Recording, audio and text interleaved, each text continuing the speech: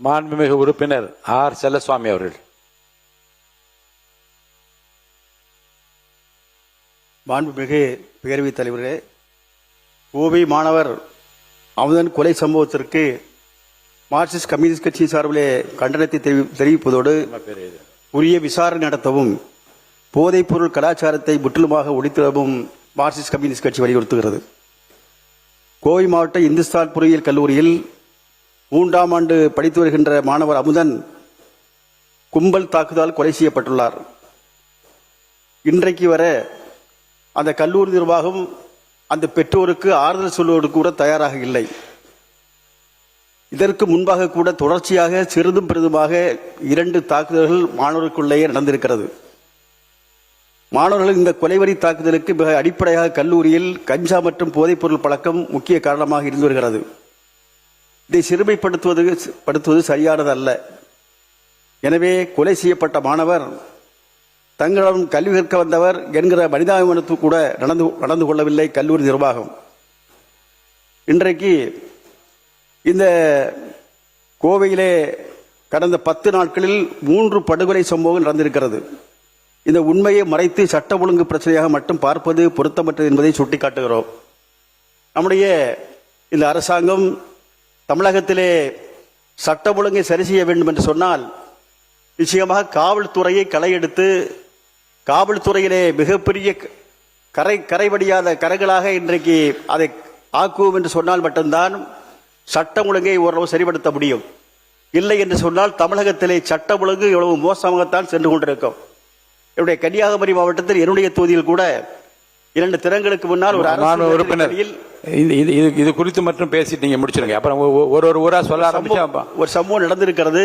எனவே இது போன்ற சம்பவங்கள் தொடராமல் இருப்பதற்காக இந்த அரசாங்கம் நிச்சயமாக காவல்துறை மீது சம்பந்தமாக உரிய கவனத்தோடு இருந்து அதை சரி செய்ய இல்லை என்று சொன்னால் தொடர்ச்சியான சம்பவமாக மாறும் என்பதை அதை கருத்தில் கொண்டு இதற்கு உரிய நடவடிக்கை வேண்டும் என்று கேட்டு அமர்கிறேன். மாண்புமிகு உறுப்பினர் கே மாரிமுத்து அவர்கள் சுருக்கமா இதை ஒட்டி மட்டும் பேசுங்க. மாண்புமிகு பேரவைத் தலைவர் அவர்களே, சுருக்கமாக பேச சொன்னீர்கள். எதை கவன ஈர்ப்பு தீர்மானம் எதை குறித்து கொடுத்திருக்கின்றீர்களோ அதை ஒட்டி மட்டும்தான் பேசணும். நீங்க மற்ற விஷயங்களை இதில் கொண்டு வரக்கூடாது.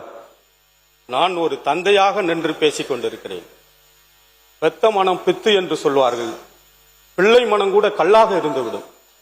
ஆனால் அந்த தாயும் தந்தையாரும் கோயமுத்தூர் மாணவன் அந்த அடித்து கொலை செய்யப்பட்ட போது அவர்கள் ஊடகங்களில் சொன்ன செய்தியை நான் உன்னிப்பாக கவனித்து பார்த்தேன். கலங்கித்தான் போனோம். பெற்ற பிள்ளைகள் 3ஆம் ஆண்டு படிக்கிற அந்த என்ஜினியர் படிக்கிற பிள்ளை போதை புழக்கம் இருக்கிறது என்று காவல்துறையில் தகவல் சொன்னார் என்பதற்காக போதை பழக்கத்தை யார் யாரெல்லாம் கையாளுகிறார்கள் என்று அடையாளம் சொன்னார்கள் என்பதற்காகவே அவர் கொலை செய்யப்பட்டு விட்டார் என்று சொல்லுகிறார்கள். ஆட்சி மாற்றம் வந்திருக்கிறது. பெரும்பான்மையாக மக்கள் உங்களைத்தான் தேர்ந்தெடுத்திருக்கிறார்கள். இந்த காவல்துறை பொறுப்பற்ற முறையில் இருக்கிறதோ என்று நான் மீண்டும் கவலையை தெரிவித்துக் கொள்கிறேன். இந்த மாமன்றத்தில் இது என்ன தீர்க்கப்படாத பிரச்சனையா? உலகத்தில் இது போதைப் பொருளை தீர்க்கவே முடியாதா?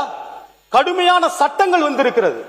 நடைமுறைப்படுத்துவதற்கு காவல்துறைக்கும் நீதிமன்றத்திற்கும் யார் தடங்கள்? மாண்புமிகு பேரவைத் தலைவர் அவர்களே, அந்த மாணவனுக்கு நீதி வேண்டும்.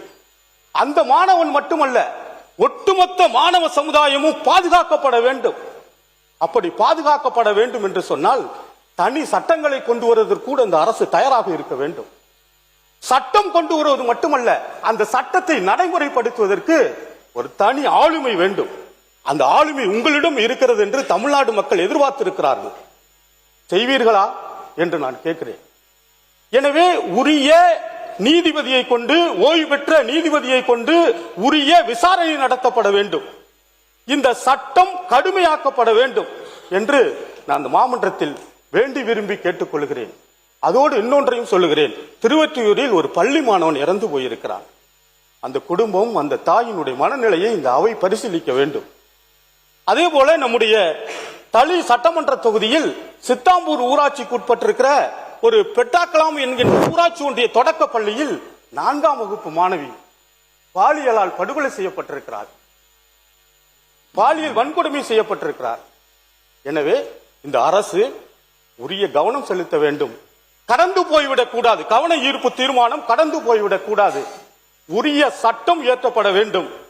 காவல்துறை சீர்திருத்தம் செய்யப்பட வேண்டுமோ என்று நான் வினாக்களை எழுப்பி சம்பந்தப்பட்ட அமுதன் உள்ளிட்ட பாதிக்கப்பட்டிருக்கிற அந்த பள்ளி குழந்தைகளுக்கு, கல்லூரி மாணவர்களுக்கு உரிய விசாரணை நடத்தப்பட வேண்டும். குற்றவாளிகள் மீது கடுமையான தண்டனையை பெற்றுத் தருவதற்கு இந்த அரசு உறுதுணையாக இருக்க வேண்டும்.